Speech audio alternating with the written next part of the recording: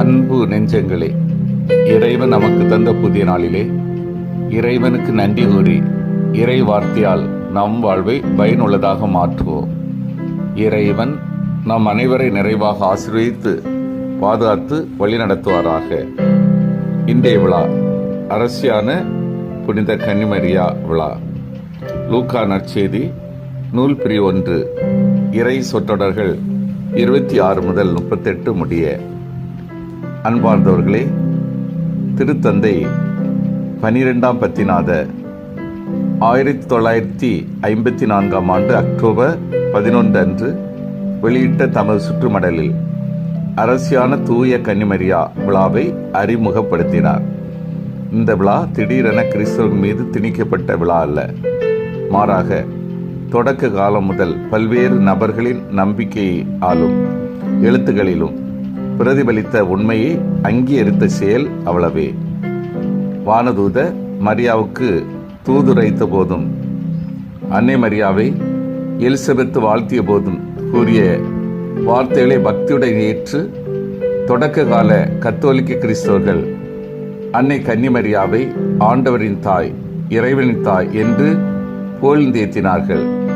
மீட்பரை கர்த்தாங்கும் பாக்கியம் பெற்ற அன்னை அவருடன் அரசாள்கிறார் என்று நம்பினார்கள். விண்ணுலக மகிமையிலே உருவான கன்னிமை குந்தா அரசியே என்று புனித எஃப்ரேமும், பூவுலகை ஆளும் அரசரை ஈந்த அன்னையே என்று புனித கிரகோரி நசியான்சனும் குறிப்பிட்டுள்ளார்கள். கிரேத்தே நக புனித ஆண்ட்ரூ மனுக்குலத்தின் அரசியே என்றார். புனித ஜெர்மானுஸ் மண்ணில் வாழ்வோரின் மாதரசியே என்றும், மேலும் ஒவ்வொரு படைப்பின் அரசியே என்றும் கூறியுள்ளார். புனித எல்ட்ஃபோன்ஹஸ், ஓ என்னுடைய மரியே, என்னை ஆண்டு நடத்துகிற என் ஆண்டவரின் தாயே, நீவி மாதருக்கெல்லாம் அரசியே என்று புகழ்கிறார். 7ஆம் நூற்றாண்டில் வாழ்ந்த புனித மார்ட்டின், எங்கள் மகிமை நிறைந்த கன்னிகையே என்கிறார்.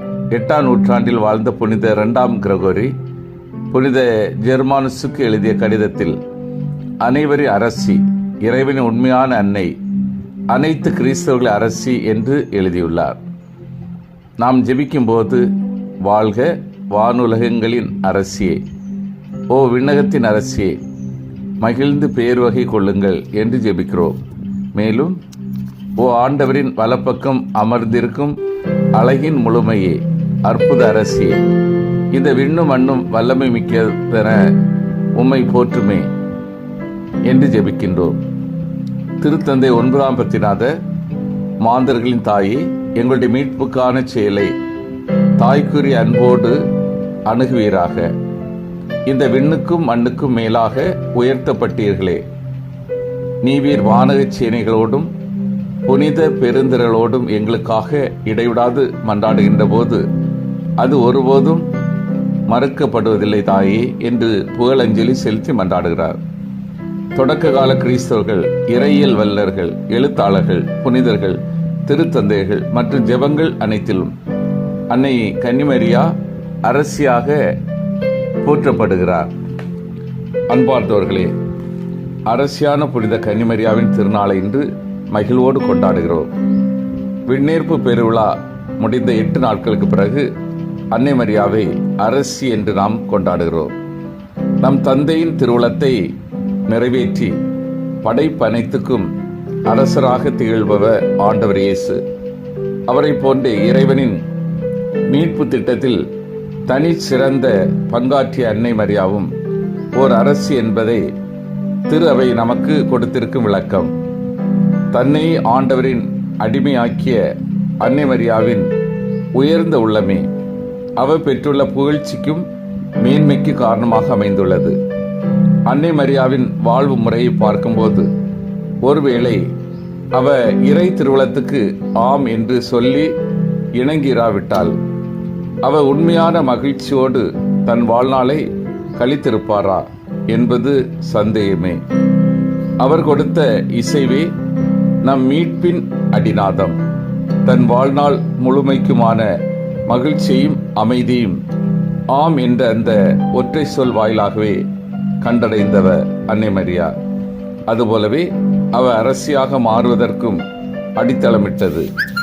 அன்னை மரியா அடைந்திருக்கும் பேறு அவரது உயர்ந்த உள்ளத்தால் அவருக்கு கிடைக்கப்பெற்ற பெரும் பேறு. அன்னை மரியா போன்றே உயர்ந்த உள்ளங்கொண்ட இறை பணியாளர்களாக வாழும் வரம் வேண்டுவோம். சிந்தித்து தியானித்து செயல்படுவோம். நான் இறை திருவுளத்தை உணர்ந்து ஒவ்வொரு நாளும் வாழ்கின்றேனா? எனது வாழ்வை முழுமையாக ஆண்டவருக்காக அர்ப்பணித்துள்ளேனா? கைமாறு கருதாமல் இறை பணியை இதய விருப்பத்தோடு நிறைவேற்றுகின்றேனா? மன்றாடுவோமாக. வல்லமைமிக்க இறைவா, நாங்கள் அனைவரும் ஒவ்வொரு நாள் இறை திருவுளத்தை உணர்ந்து வாழவும், எங்களது வாழ்வை முழுமையாக உமக்கே அர்ப்பணிக்கவும், கைமாறு கருதாமல் உமது பணியை இதய விருப்பத்தோடு நிறைவேற்றவும் வரம் தாரும். ஆமீன்.